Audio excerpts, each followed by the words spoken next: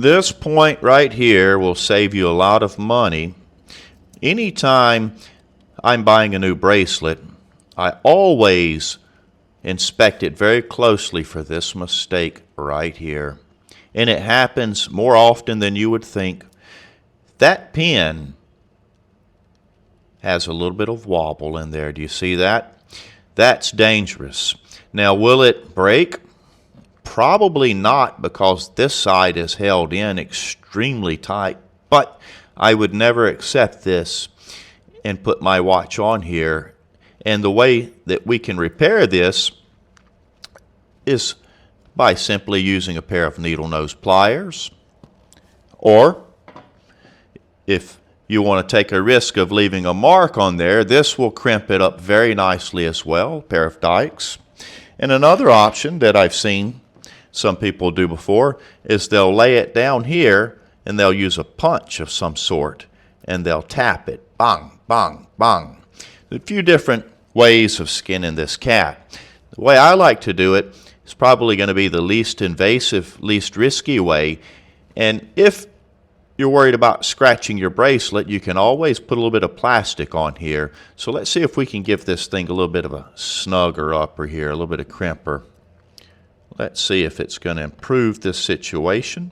Give it a nice squeeze. Little bit of power in there. Let's have a look.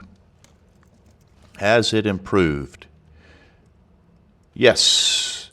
It's no longer wiggling. Well, wiggling just a little bit, but you can see the loop is actually touching the bottom of this now, so we might just have to give it only a touch more squeeze. Let's try it one more time. Mind you, I'm working in a photo box, reaching around the camera, so I may not do this as smoothly and quickly as I normally would be able to. Let's have a look at it now. Still just a little bit of motion in there. So what I'm going to do now, since I can't use my hammer inside of here so easily, I'm going to take the dikes and I'm going to give it just a little gentle crimp right there.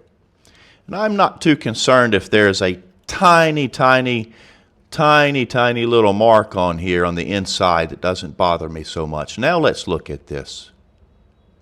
Finally we got it.